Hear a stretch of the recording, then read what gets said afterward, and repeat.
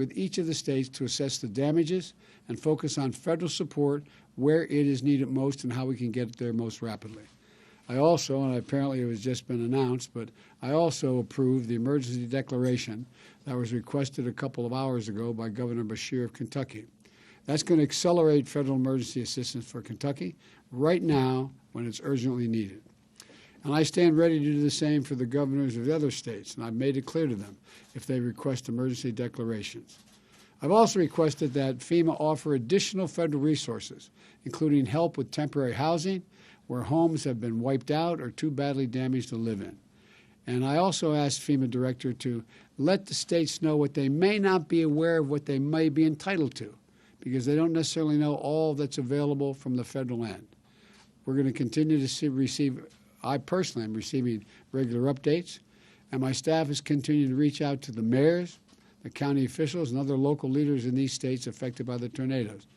And my heart goes out. I was told that early this morning that one of the equivalent of a county executive, one of the folks in Kentucky, was lost in this tornado. I want folks in all these states to know we're going to get through this. We're going to get through this together, and the federal government is not going to walk away. This is one of those times when we aren't Democrats or Republicans. Sounds like hyperbole, but it's real.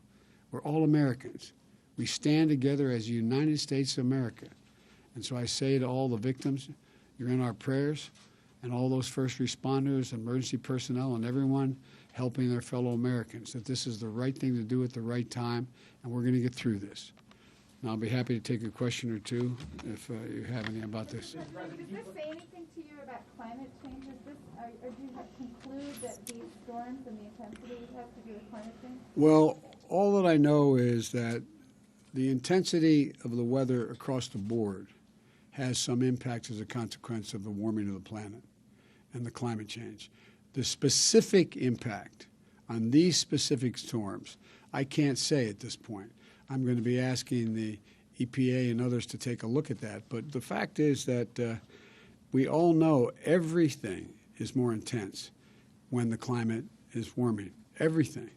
And obviously it has some impact here, but I can't give you a quantitative read on that. Mr. President, do you have any plans to visit any of the affected areas this week? And are you Yes, I do.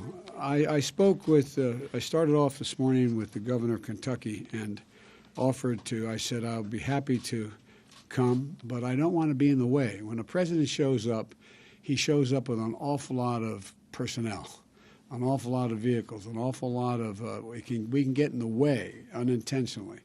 And so what I'm working with the governor of Kentucky and others who may want me to be there is I make sure that we are value added at the time and we're not going to get in the way of the rescue and recovery. But I do plan on going. Are you going to ask Congress to approve any other disaster relief money for any of these states? Well, we'll see. Whatever is needed, I'm going to ask for. If we don't already have the wherewithal to take care of it, I'm going to ask for it. This is the United States of America. Our citizens are badly, badly hurt, and they're scared to death right now in terms of all those folks who they can't figure where they are. Where's my son? Where's my daughter, my husband, my wife, my mom, my dad? It's devastating. Yes, you had a question, sir. Is there a role for the federal government in coordinating direct on-the-ground response, whether it be direct National Guard or federal troops that can be helpful? The answer is yes, if in fact the states conclude they need it.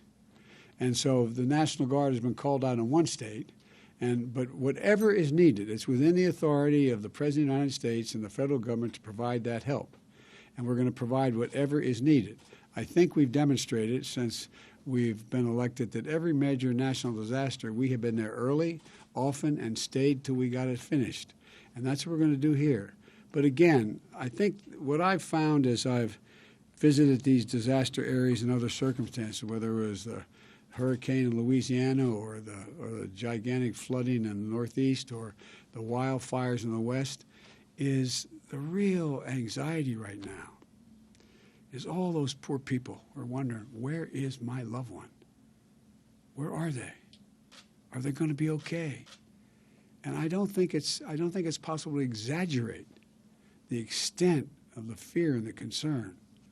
And we have a lot of people that are going in doing rescue, running machines, bulldozers, forklifts, and the like. And the way in which I've watched it down in when the building collapsed in Florida, I watched how it takes a toll on them. God, am I gonna lift something? It's gonna move something. It's gonna fix something. And so that's what my heart aches for those people right now, including the rescuers, including the burden on them and what they worry about. That's what they talk to me about in Florida. That's what they talked to me about afterwards. And so I just think that we just have to keep at it. We have to keep focused. And this is going to be the focus of my attention until we get this finished. Mr. President, what's your message to the victims and their families? And can you talk at all about how governments can be better prepared for such disasters in the future? Well, quite frankly, I think we're as prepared as any government has ever been for dealing with the disasters. Now, the question is, one of the questions is going to be raised, I'm confident, is what warning was there, and was it strong enough, and was it heeded? That's a question that's going to, I assume, is going to be part of the discussion in the states as well as nationally. Because, look, as usual, you ask always the best question. And you asked me about whether or not we were going to be able to, what we're going to do about it, how we're going to handle this. And part of it is acknowledging that the likelihood of fewer weather catastrophes, absent a continued movement on dealing with global warming, is just not going to happen. Not going to happen. Like I said, we didn't think, and I think the best example for me has been, and what struck me the most, we always had wildfires. But who in God's name thought we'd see this calendar year more territory burned to the ground, every tree, every home, every road, larger than the state of New Jersey, from the Hudson River down to Cape May. So we have to act. But the first and urgent piece here is we have to save anyone who's still alive. We have to care for them if we can get them to hospitals. And we have to take care of all those families. Look, I know you're all pros asking the questions. Imagine if your home's in the path. What do you go home to? What do you worry about? I mean, everything's gone from that baptismal photograph to the wedding picture to the picture of your oldest daughter in a ballet. I mean, it's profound. It's just profound, and but I promise you, whatever is needed, the federal government is going to find a way to supply it. Thank you all so very, very much. Thank you. What made you decide to take U.S. ground combat troops off the table when it comes to Ukraine? They never were on the table. And are you ready to send American troops into war and go into Ukraine to fight Russians on their battlefield? Look, here's the deal. I've made it absolutely clear to President Putin, it's the last thing I'll say, that if he moves on Ukraine, the economic consequences for his economy are going to be devastating. Devastating, number one. Number two, we will find it required that we'll have to send more American and NATO troops into the eastern flank, the B9, all those NATO countries where we have a sacred obligation to defend them against any attack by Russia. And number three, the impact of all of that on Russia and its attitude, the rest of the world's view of Russia, would change markedly.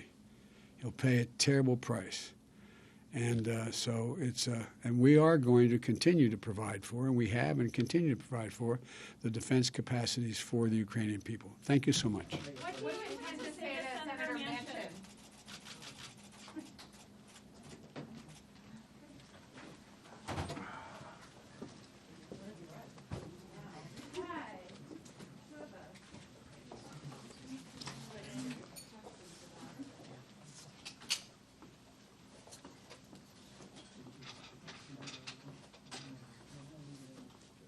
Perfect. Thank you, everyone. When you're ready, I'll escort you out. Thank you.